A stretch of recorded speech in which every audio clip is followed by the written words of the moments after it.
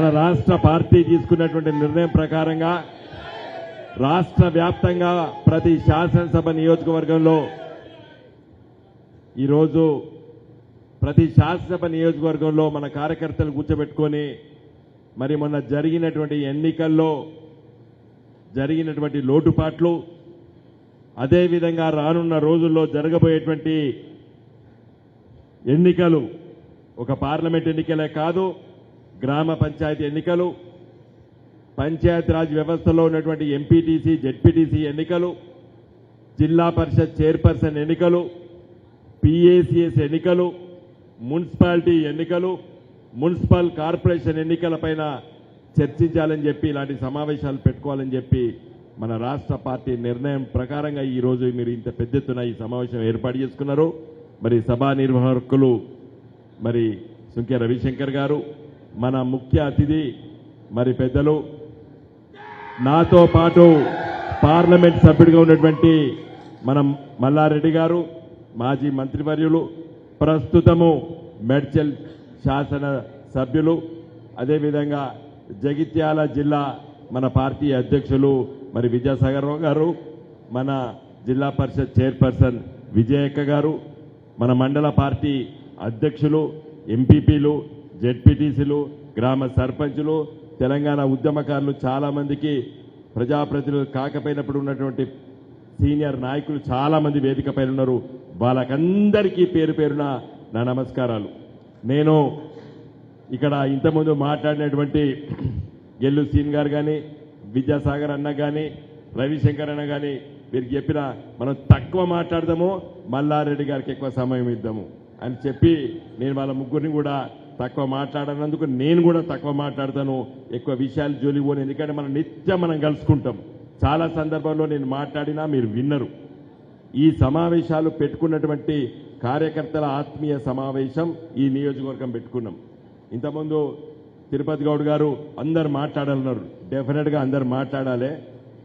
ఎప్పుడంటే మల్లారెడ్డి గారు మరి వారికి చాలా మాట్లాడి హైదరాబాద్కి వెళ్ళేది ఉండి నేనే మరి మన మిత్రులు సూచన మేరకు వారిని కోరి ఈరోజు రమ్మనడం జరిగింది. కాబట్టి వారు మాట్లాడి వెళ్ళిపోయిన తర్వాత మనం భోజనాలు చేసిన తర్వాత భోజనాలు చేయకముందా నాకు తెలియదు, కానీ ఇక్కడ ఒక్కొక్క మండలానికి మనం డివైడ్ చేసుకొని కూడా అన్ని మాట్లాడుకుందాం. ఎందుకంటే మొన్న జరిగినటువంటి శాసనసభ ఎన్నికల్లో సరే ఎమ్మెల్యే మంచిగా పనిచేసిండా, మంచిగా పని చేయలేదా, అదొక అంశం, అది పక్క పెట్టండి. దానికంటే మొన్న జరిగినటువంటి ఓటమికి కారణము నా దృష్టిలో సరే ఒక దగ్గర ఎమ్మెల్యేలు మంచిగా పని చేయలేదు, ఓడిపోయినరు. మరి మంచిగా పనిచేస్తే ఎమ్మెల్యేలు ఓడిపోయారు, మంచిగా పనిచేస్తే ఎమ్మెల్యేలు ఓడిపోయారు. ప్రజల దగ్గర చాలా ఆత్మీయతో నిత్యం ప్రజలలో ఉండి రోజుకు 18 గంటలు ప్రజల మధ్య పనిచేసేటువంటి శాసనసభ్యులు కూడా ఓడిపోయారు. పేర్లు చెప్పడం భావ్యం కాదు, పత్రికా మిత్రులు ఉన్నారు ఇక్కడ, అంటే నేను కాదని మళ్ళీ ఇంకొక ఎమ్మెల్యే అంటాడు. కాబట్టి చాలా గొప్పగా పనిచేసేటువంటి శాసనసభ్యులు కూడా మరి ఓటమి పాలేరు. కాబట్టి అసలు కారణం నేను రైట్ కావచ్చు, రాంగ్ కావచ్చు, కానీ నేను చెప్పదలుచుకునేది ఏంటంటే ఈ కాంగ్రెస్ ప్రభుత్వము ఇప్పుడు ఏదైతే వచ్చిందో దానికి నాయకత్వం వహించినటువంటి పిసిసి అధ్యక్షులు రేవంత్ రెడ్డి గారు, మొన్నటి దాకా బీజేపీ పార్టీ అధ్యక్షులు ఉన్నటువంటి బండి సంజయ్ గారు, వారి నాయకత్వాన కాంగ్రెస్ పార్టీ నాయకులు, బీజేపీ పార్టీ నాయకులు గత 5 సంవత్సరాల నుండి నిజాన్ని నమ్మకుండా చేసిండ్రు. జ్ఞాపకం ఉంచుకోండి ఈ పదాన్ని, నిజాన్ని నమ్మకుండా చేసిండ్రు, పచ్చి అబద్ధాల్ని ప్రచారం చేసిండ్రు. నిజాన్ని నమ్మకుండా చేసిండ్రు. 161,000 ఉద్యోగాలు ఈ మంత్రివర్గ సభ్యులు, తెలంగాణ రాష్ట్రంలో ఈ శాసన సభ్యులు 160,000 ఉద్యోగాలు నింపినం. 2014 జూన్ మాసం నుండి మొన్న డిసెంబర్ 23 వరకు 160,000 ఉద్యోగాలు ఈ రాష్ట్ర ప్రభుత్వం నింపింది. నమ్మశక్యంగా లేదు, ఇది పచ్చి అబద్ధమని చెప్పి రేవంత్ రెడ్డి గారుతో పాటు వాళ్ళ కాంగ్రెస్ బృందం బీజేపీ పార్టీ నాయకులు కోదండరామ్ గారు లాంటి ప్రొఫెసర్లు బదనాం చేసిండ్రు మనని. నేను ఈరోజు అడుగుతున్నా, రేవంత్ రెడ్డి గారు మీరు ముఖ్యమంత్రి, మీ చేతిలో చీఫ్ సెక్రటరీ ఉన్నాడు, మీ చేతిలో ఫైనాన్స్ సెక్రటరీ ఉన్నాడు, మీ చేతిలో జీఏడీ సెక్రటరీ ఉన్నాడు.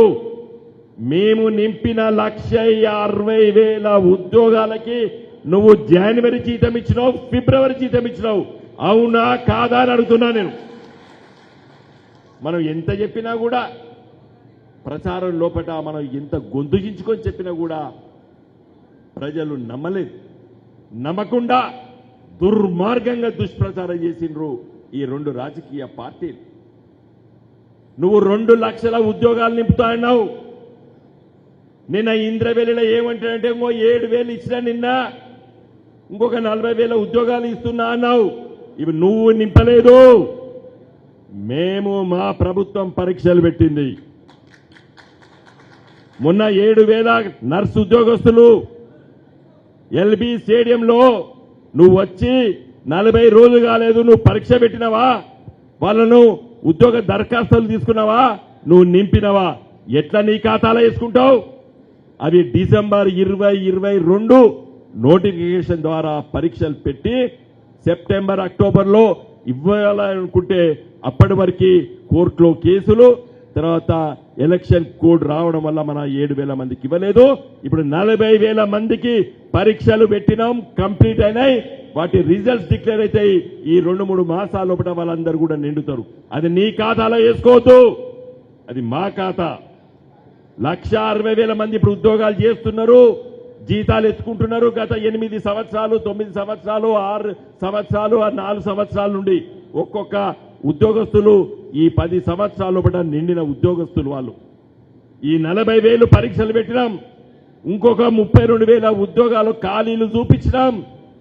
ఈ 2,32,000 ఉద్యోగాలు కాకుండా నువ్వు 2 లక్షల ఉద్యోగాలు ఉన్నాయి ఇస్తామని చెప్పినావు.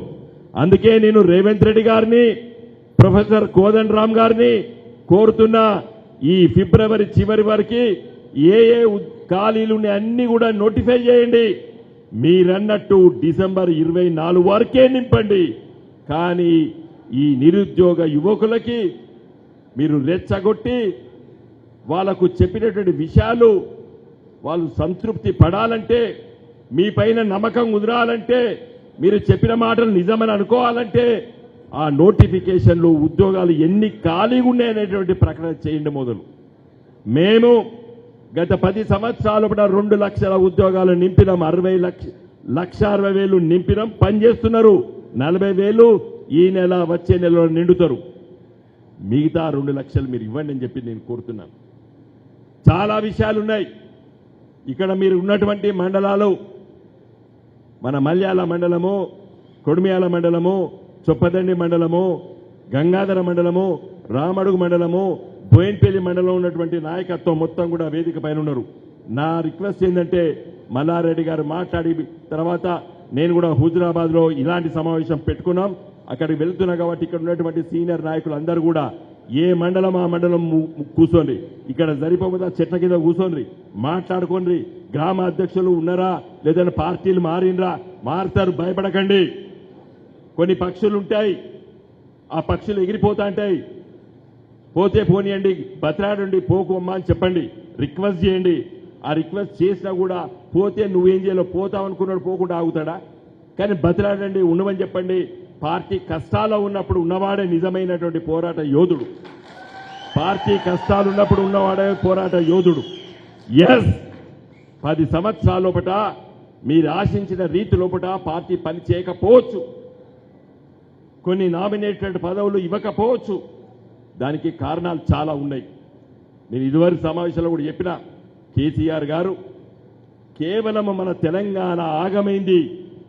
ఈ 10 సంవత్సరాల లోపట కరెంటు తీసుకురావాలి, నీళ్లు తీసుకురావాలి, వాడికి జరిగినటువంటి ఇబ్బందులు అవన్నిటి కోసము తన సమయాన్ని అంతా కూడా కేటాయించాడు. నాకు తెలుసు, దగ్గర నుండి చూసినా నేను. ఒక్కొక్క రోజు 18 గంటలు 20 గంటలు పనిచేసినటువంటి రోజులున్నాయి తెలంగాణ రాష్ట్రం వచ్చిన తొలి రోజుల లోపట. కరెంటు 7,788 మెగావాట్లు ఇస్తే ఇలా 26,000 మెగావాట్ల ఉత్పత్తి కేంద్రాలు కట్టినమంటే ఎంత కష్టపడాలి. కాబట్టి దయచేసి మిత్రులారా, మన మల్లారెడ్డి గారు మాట్లాడతారు. నేను రానున్న రోజుల పట మన మండల కార్యకర్తల సమావేశాలు పెట్టుకుందాం, పెద్ద మనుషుల దగ్గర పోదాం. మీరు సూచన చేస్తే ఎవరైనా ఇంటికి పోయి మాట్లాడుకుందాం, మన దగ్గర కూర్చుందాం. నేను ఇదివరకే మరి దాదాపు 5-6 మండలాలు మన కాన్స్టిట్యూన్సీలో తిరిగిన, దాదాపు 100-200 మంది కూర్చున్నాం. మామిడి తోటలో కూర్చున్నాం, మొన్న మల్యాలలో, మొన్న కొడిమేలలో ఒక దగ్గర కూర్చున్నాం, తర్వాత చొప్పదండలో ఓ దగ్గర కూర్చున్నాం, మన ఎంపీపీ గారి ఇంట్లో రామడుగులో వారింట్లో కూర్చున్నాము. తర్వాత ఒక గంగాధర మిగిలింది, బోయినపల్లి మిగిలింది. కాబట్టి ఇవన్నీ కూడా కూర్చుందాం, మాట్లాడుకుందాము. నేను ఇంకెక్కువ విషయాలు మాట్లాడను. మన మల్లారెడ్డి గారు చాలా విషయాలు చెప్తారు. ఎందుకంటే మీ కోరిక మేరకే ఇలా మన మిత్రులు పిలిచినందుకు నేను వారిని ఆహ్వానించిన. నాకు చాలా పనులు ఉన్నాయన్నారు. మల్లన్న వద్దు, కంపల్సరీ రావాలంటే నేను వచ్చి తొందరగా పోతా అన్నాడు. కానీ తొందరగా పోకన్నా నీ దమ్మున్నంతసేపు మాట్లాడాలి. ఇలా ఉన్న వాళ్ళు అందరూ కూడా మాట్లాడారు. మా వాళ్ళ ఆకలి నీ మాటల ద్వారా నింపాలి. జై తెలంగాణ.